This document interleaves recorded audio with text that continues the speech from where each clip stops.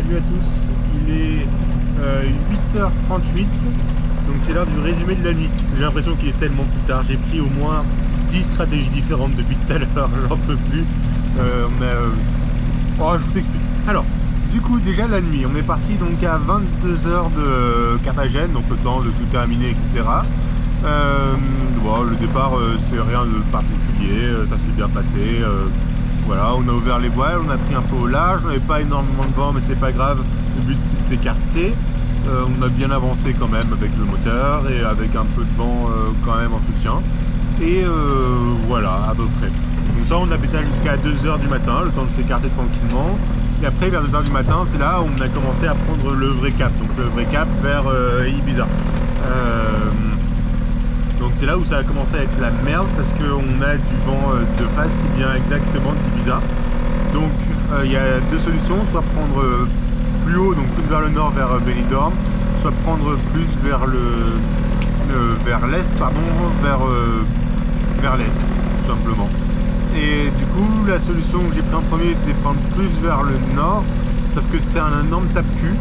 En fait, le problème de la Méditerranée, ce que je vous expliquais juste avant, c'est que il y a des petites vagues très rapprochées et du coup ça tape et dès que ça tape on perd la vitesse et dès qu'on perd la vitesse il faut la regagner et on perd énormément de temps. Et du coup là je me suis dit que la solution c'est peut-être de s'écarter un peu plus des côtes, donc c'est ce qu'on a fait, on s'est écarté plus des côtes, donc c'est ce qu'on fait là, on a pris vers l'ouest du coup, non vers l'est, donc là on va vers l'est au maximum, donc on perd du temps mais en vrai là on arrive dans une zone où il y a beaucoup moins de vagues, donc c'est une bonne nouvelle. S'il y a moins de vagues, ça veut dire qu'on va moins taper, on va moins perdre de vitesse et du coup on va avancer plus. On n'avance pas encore.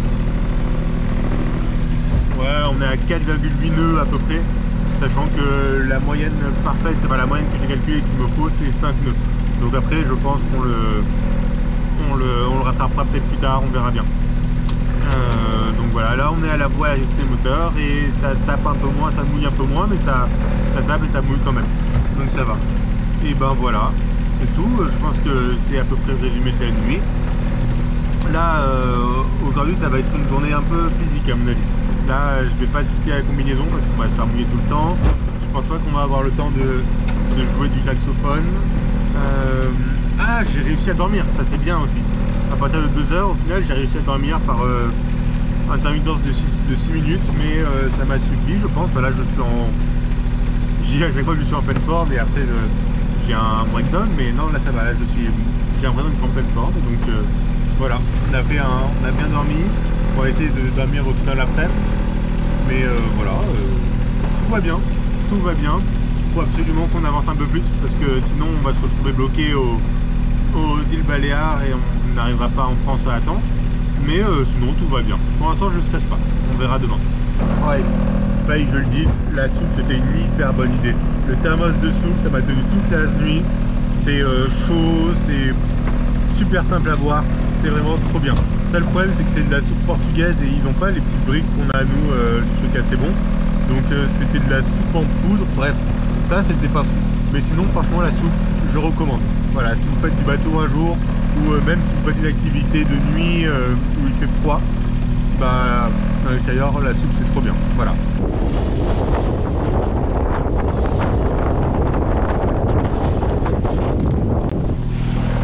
J'aimerais bien vous montrer comment ça bouge dedans, mais en plus j'ai un stabilisateur, je vais juste pas sur le bateau quoi. Donc mais ça on peut rien faire. On peut rien faire, c'est tout une galère. Pour mettre une veste je me prends 3 murs, là j'ai dû enlever ma combi pour aller aux toilettes, c'était c'est une épreuve, voilà.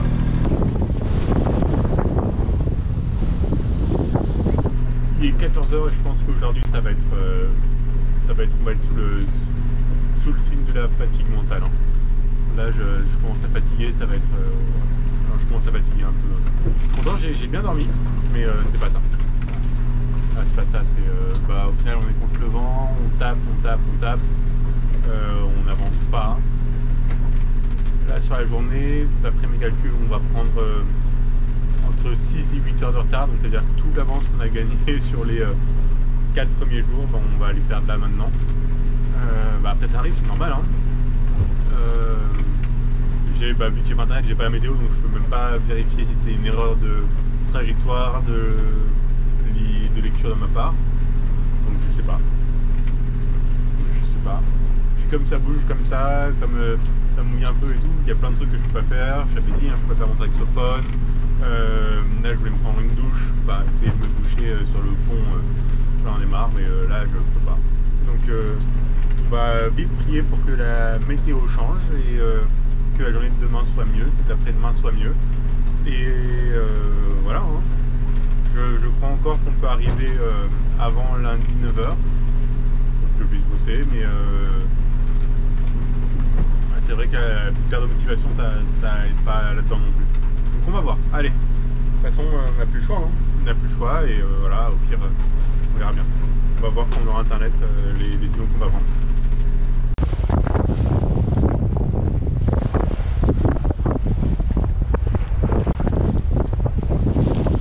Enfin de la vraie voile. Bon, je sais, je suis un enfant et en plus j'arrive pas à le prévoir à chaque fois. Hein.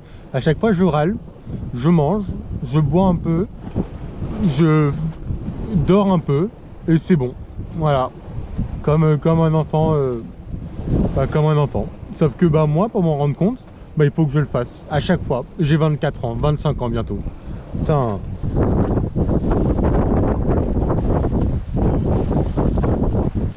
C'est fou, hein, il doit être 20h, j'ai absolument rien fait aujourd'hui. Et pourtant, je pense que lundi matin, quand je vais retourner au travail, je vais avoir l'impression d'être vraiment crevé, d'avoir... je vais être crevé. Voilà. C'est plus reposant le travail. Hein. C'est plus reposant le travail. Il fait bientôt nuit et je pense que c'est le moment de vous parler d'un des trucs que je ne comprends pas depuis le début de ce trajet, c'est le sommeil. Je sais pas, mon corps ne comprend pas du tout s'il est fatigué, s'il n'est pas fatigué, quand est-ce qu'il faut que je dorme. Parce qu'au final, je fais des micro-siestes quand il y a beaucoup de gens autour, donc beaucoup de moments à ce trajet, c'est des micro-siestes de 5-6 minutes, et quand je suis au centre de rien, je les allonge jusqu'à 10 minutes. Mais du coup, il faudrait que j'en fasse énormément pour avoir mon nombre d'heures de sommeil normal. Et là par exemple, je pense que depuis le début du trajet, j'ai dormi en moyenne 3 heures, peut-être 3h30 par nuit. Là par exemple, cet après-midi, j'ai fait 6 micro-siestes de 6 minutes, donc j'ai dormi 36 minutes dans l'après-midi et j'ai l'impression d'être réveillé et d'être en forme.